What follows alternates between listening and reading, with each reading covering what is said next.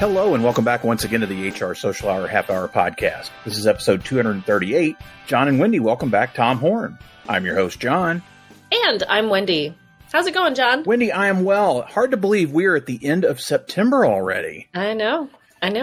Keeps going. This episode, like all the episodes in the month of September, is being sponsored by our friends over at Namely. So we want to thank them once again. And as always, near and dear to our hearts. Yes. End user certified and kid approved, or Wendy approved, or something, I guess, these days. Kid approved. Okay, sure.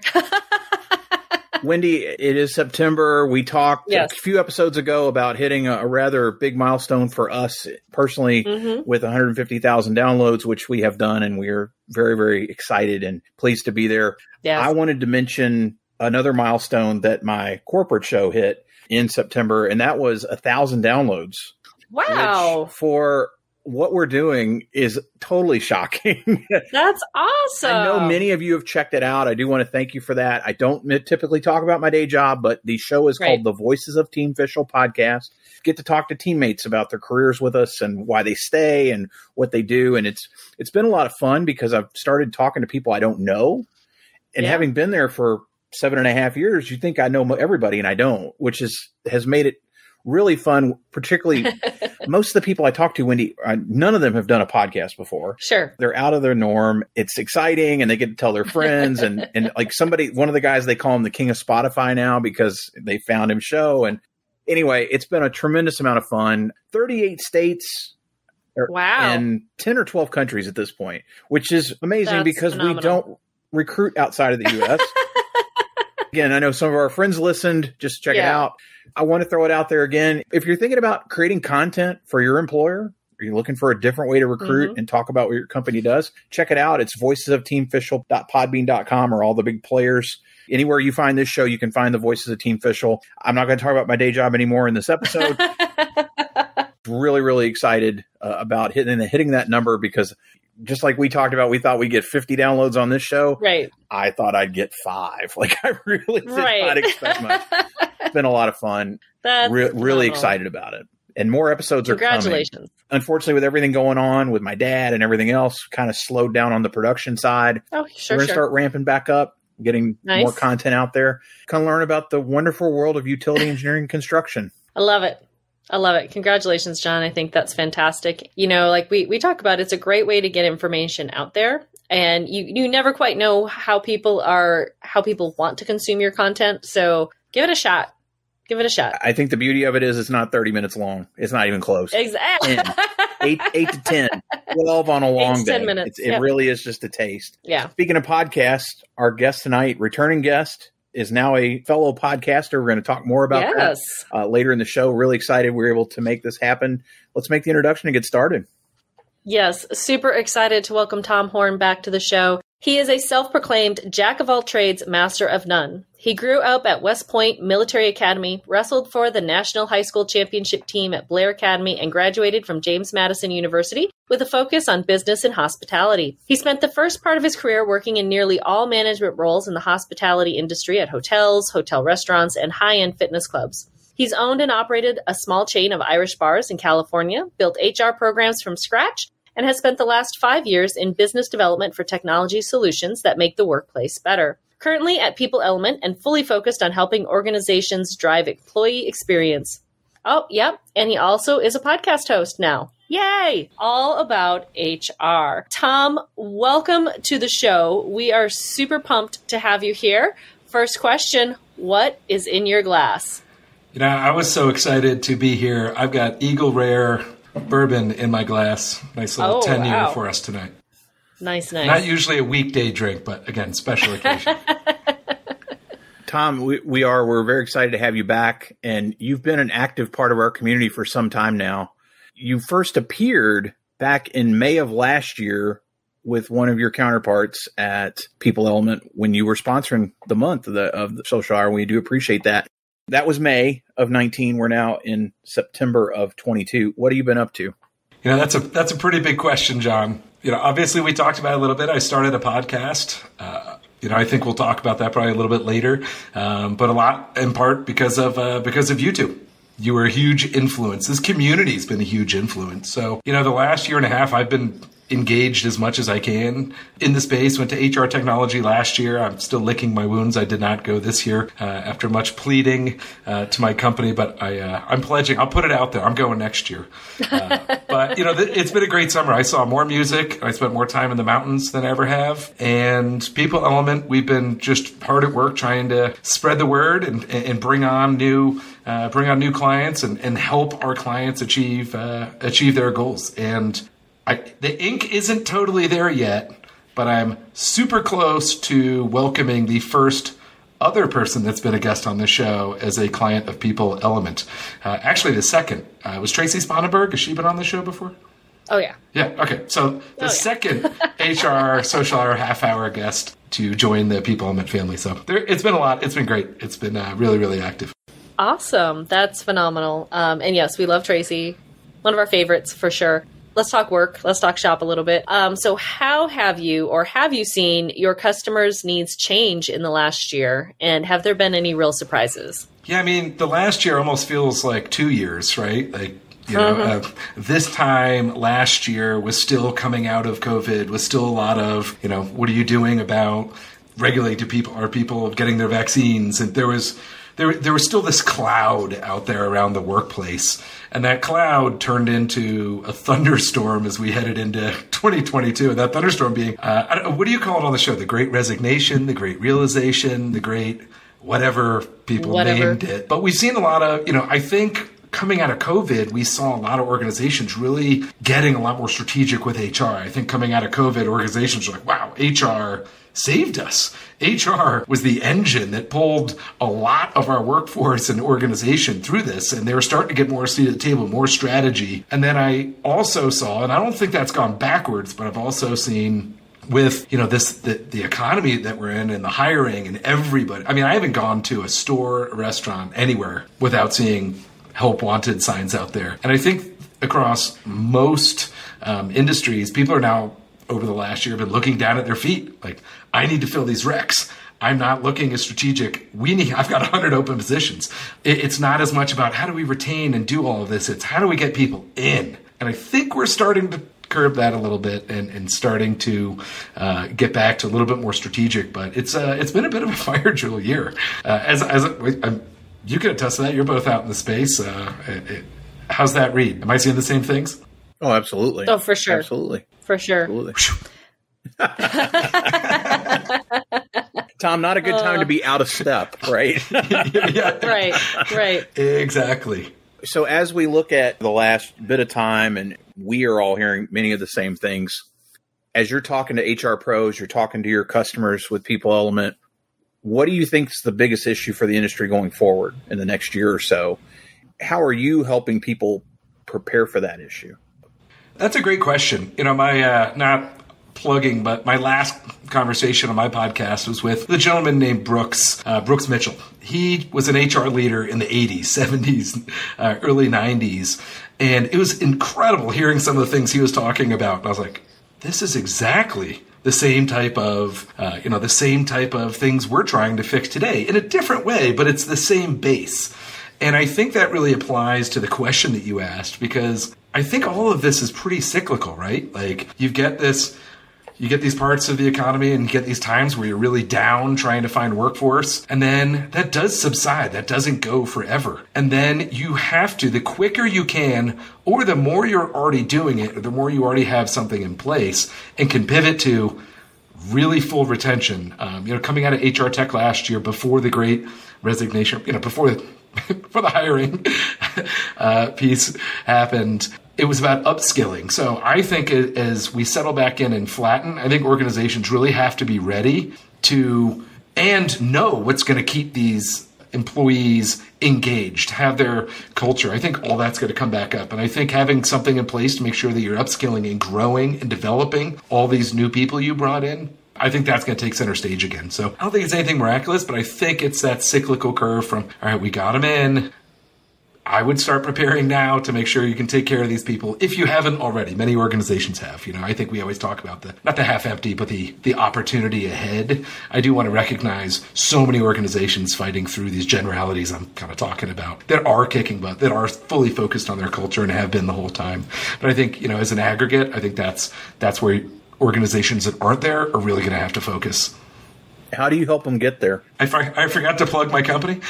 well, let's face it, the combined experience on this call, we've seen these cycles. There are some unique things that came up in the last couple of years when you talk about a global pandemic, which none of us had seen.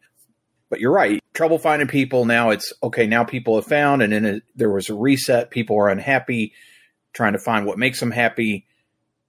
And now all of a sudden we're seeing people start to contract and go, oh, wait a minute, maybe we don't need all these people. That's all well and good. And now we talk about up. So now we say, okay, with what we do have, let's get them skilled up. I'm sure companies you work with, that's probably something they're very attuned to. Many of them are going to be. Absolutely. Working with platforms like yours, but others aren't at all. How do we help those to understand? There's not just a treasure trove of everybody wants to come work here, no matter what you believe, no matter what business it is. How do we get them there?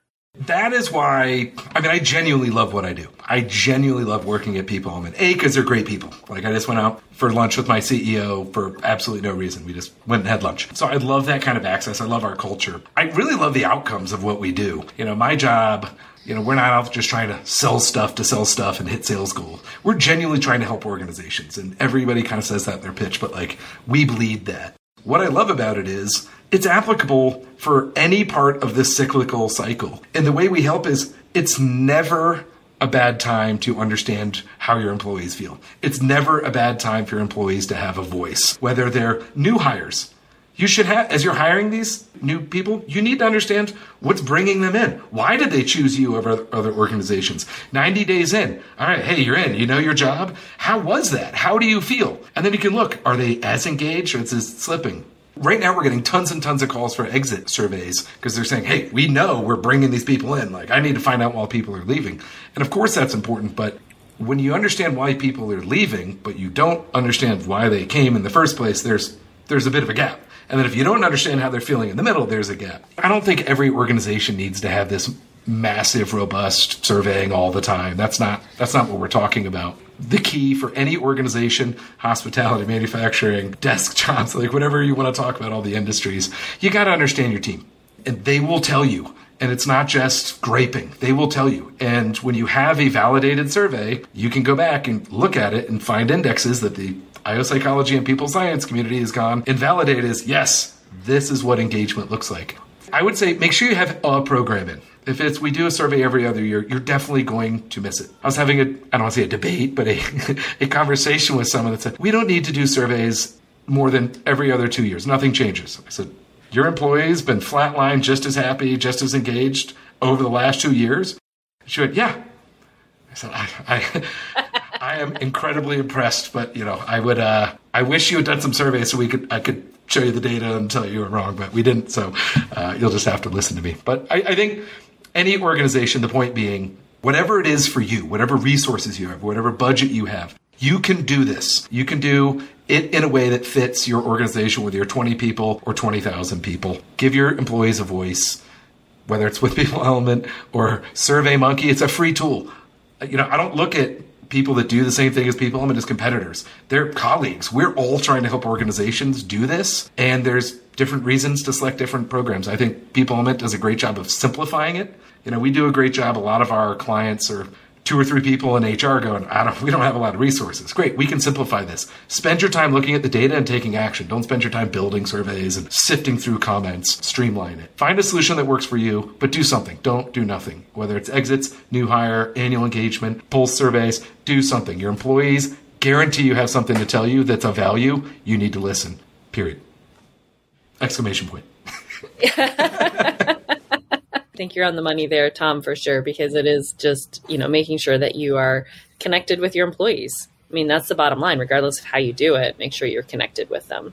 All right, let's talk podcasting because we like to talk that too. So you launched All About HR podcast last July. What led you to start it? What's the format, concept, and what have you learned along the way that you didn't expect? I want to answer 3 first, but I'll wait. I joined the community and the hashtag HR community on Twitter, and I just started meeting people left and right, and people were connecting with me, and I jump on your Twitter chat. That was honestly one of the most important things, and I've been dying to get back in because it's been hard to get to for Sunday nights for me as of late, but I will be back. But honestly, that Twitter chat, I just got to know so many people, and everybody was so nice, and everybody was so smart. And then I started branching out, listening to all these podcasts.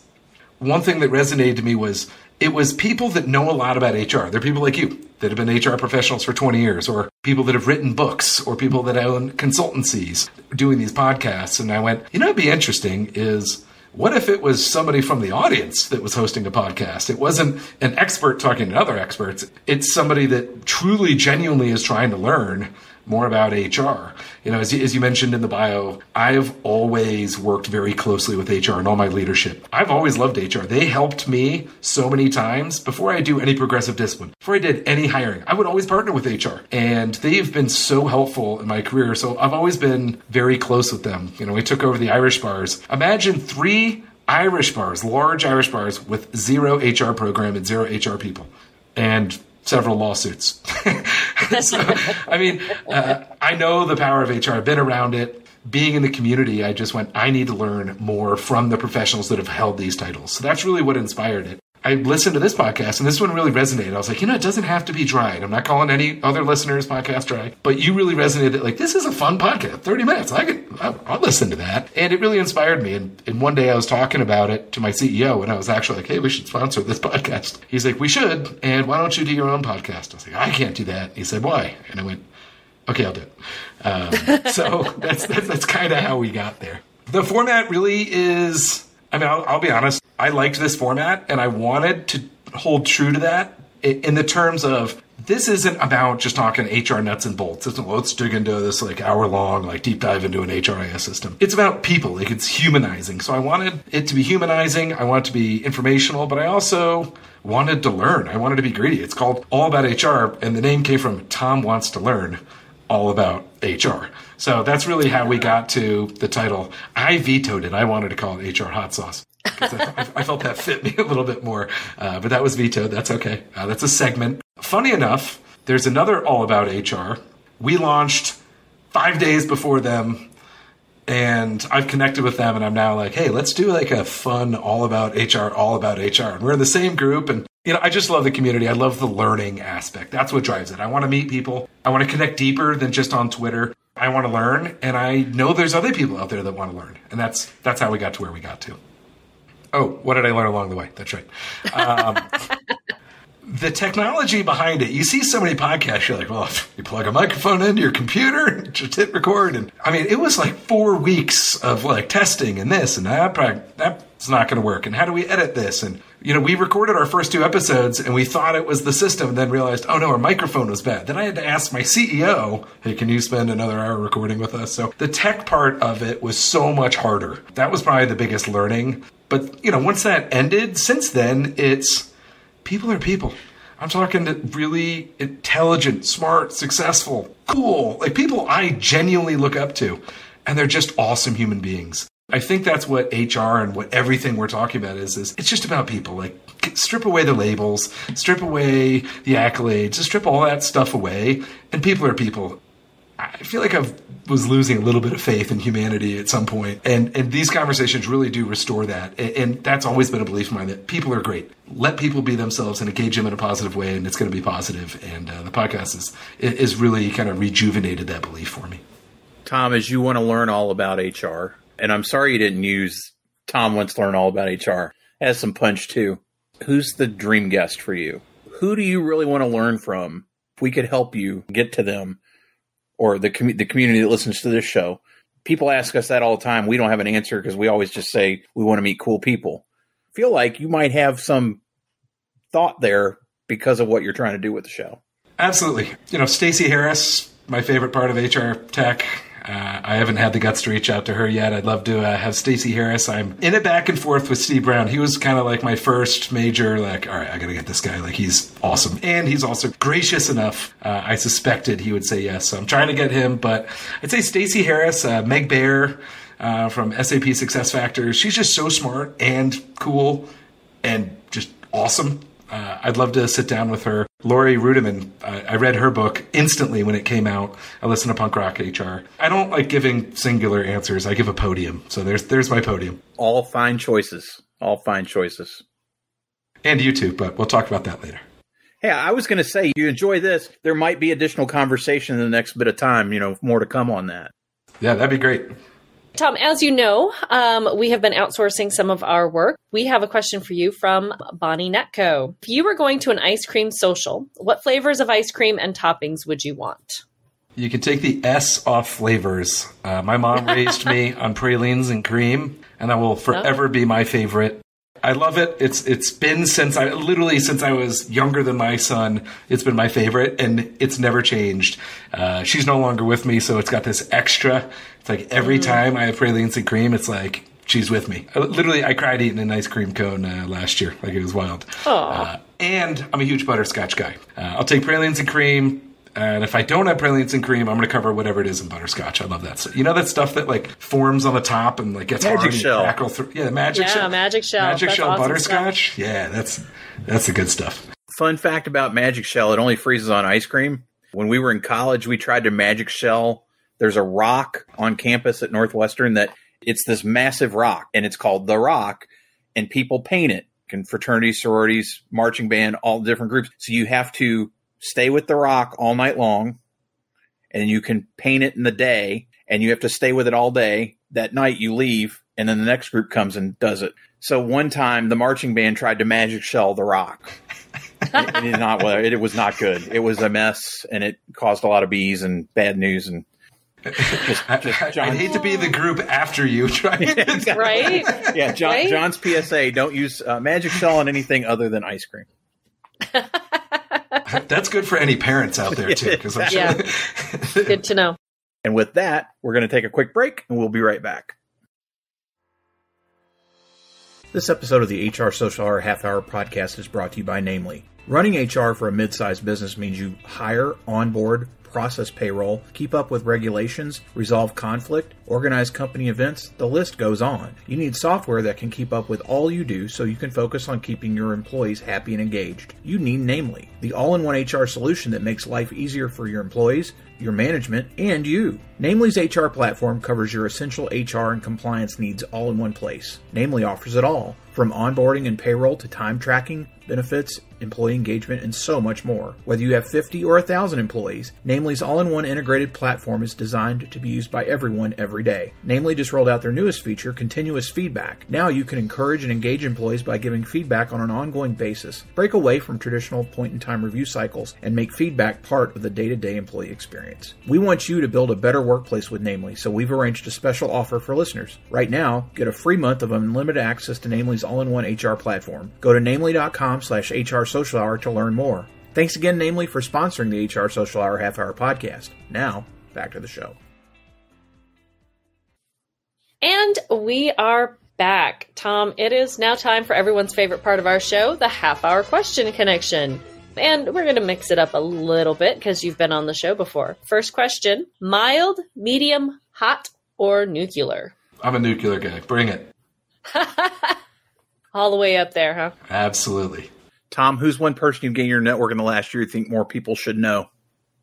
Joel, I think it's Lalgee, Lalgee. That's the funny thing about Twitter and the network. I've never heard it spoken. But at Human Headhunter, I love that guy. He's just got good insights. He's a little bit sharp, which I love recruiters. They're always I just love it. So he brings it. He's really funny, but he's really, really great insight. And honestly, I put Meg Bear on there as well. So she's getting a double shout out for me tonight.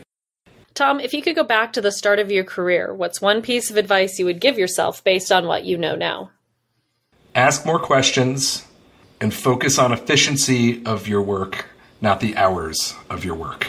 Tom, you mentioned earlier you've been going to a lot of shows this summer. What's your favorite or the most memorable live performance you have ever attended? Yeah, that's the hardest answer. I have to go back to the Fish, my first one ever, Madison Square Garden. I mean, I'm 15, and my friend's parents dropped us off at Madison Square Garden to go see Fish. That was an experience. But REM at Knickerbocker. My first show of anything was up there. I'm going to see War on Drugs in Red Rocks this weekend. I mean, Red Rocks is my home venue. I see so many good shows there. Every one of them blows my head off. The place is so beautiful. Red Rocks is a great place to see live music. I worked there one summer when I lived in Colorado. You did? It was awesome. I worked the beer line, so it was even better. I've been to that beer line before. Tom, if you could be on any TV show, either as a character or yourself, what would it be? I would be Gus Fring from Breaking Bad. Oh, okay. He's the Chicken Man. If you don't know the name, he's just like so cool and slow, which is the opposite of me, which I think would be really fun. Also, as a hospitality guy, he's so meticulous in the kitchen. That's one of the few places I'm meticulous is in hospitality settings. So I love that. And his character got to be in a whole new 5-season show, Better Call Saul. So I thought that was kind of a good cheat. I get to take my character on the road for a second season. Recently, it was announced it's going to be Tom Horn Day all around the world. What are we doing to celebrate? Taco bar and live music. Easy. Everybody should have tacos. And there should be live music, whether it's a ukulele in your back porch. Everybody plays music on National Tom Horn Day. I love it. We are getting tacos a lot these days. Yeah, tacos are very popular. Last 6 weeks. Yeah, tacos are very, very popular. That's not a bad thing. When I was in college, I didn't know what I wanted to do. So, Old El Paso, the home taco shells? Oh, yeah. Yeah. I went to the address on the back of their box, and I would send them ad pitches of me being Tommy Taco, and was hell-bent on becoming Tommy Taco, the taco spokesman for Old El Paso back in the late 90s, early 2000s. Sadly, never responded. That's too bad. I wish I had known you then. I know the granddaughter of the guy who started that place. Oh, man. Because you know me, I know somebody. Yeah. Yeah, you do. She was a French horn player, and we went to music camp together. And... And then we ran into each other in college. She went to, I was at Middle Tennessee and she was at Vanderbilt. That was, but her grandfather started Old El Paso. Wow.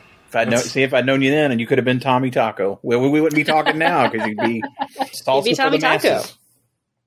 I'd have a whole different podcast, but I'd probably still have a podcast. You still could. I mean, you still could do a taco-based podcast. You could be asking what's in your shell or softer corn or carnitas or... What's in your shell? Yeah. I mean, we're going to mix up for season 3 some new hot sauce, HR hot sauce questions. So I like this. Nice. Finally, Tom, as you know, we are outsourcing. So if you could ask the next guest of the podcast any question, what would it be? I hope this one isn't taken. This is seeming almost obvious, but the first thing that jumped into my head was, what's the best way you've been recognized for your work by your company? It's never been asked. I like it. Yeah. No, it has not been asked. I love it. Great question. Mark it. It is now in the book, and it will be asked very soon. Tom, I appreciate so much making time to come back. I know you said before we got going that the first time you recorded with us was the first podcast you ever did. So now you are certainly an old pro, having done your own now for a bit of time. And kudos to you for that, because it is not easy. Utmost respect for keeping it going as long as you have. Because, it's a lot tougher than people think it is. It is. We can just say kudos to you for that. I know most of our listeners are probably already connected, but those that are not and want to reach out, best way for them to get in touch with you out there. My personal is at Engagement HR. The podcast is at All About HR. And my company, People Element, is peopleelement.com. Reach out and say hi. I'd love to chat with you. We will have that in the show notes. And then, Wendy, how about you? Best way for listeners to find you out there? Best way, as always, is on my blog, mydailyjourney.com. And, of course, the second and fourth Sunday of each month, you will find me on Twitter as part of our twice-monthly Twitter chat, 7 p.m. Eastern Time. How about you, John? Once again, thanks to our friends over at Namely for sponsoring this entire month of September. Be sure to check out namely.com/HR Social Hour to get your first month free. And as for me, johnthurman.com for all things John Thurman, and for the show, HR Social Hour Podcast.podbean.com. Listen, rate, review, share, and follow or subscribe, whatever they call it on the platform you're listening to this right now. Click that button. You'll get that new episode each and every week. International listeners, we would love to talk to you about tacos or hot sauce or HR, music, whatever it is you may be into. It is easier for us to hear from you, though, than for us to get in touch with you. So reach out and let's start that conversation to have you on board. Tom, once again, appreciate being with us. And so for the HR Social Hour Half Hour Podcast, I'm John. And I'm Wendy. And as always, be sure to connect, give back, and network. Take care, everybody. We'll see you soon.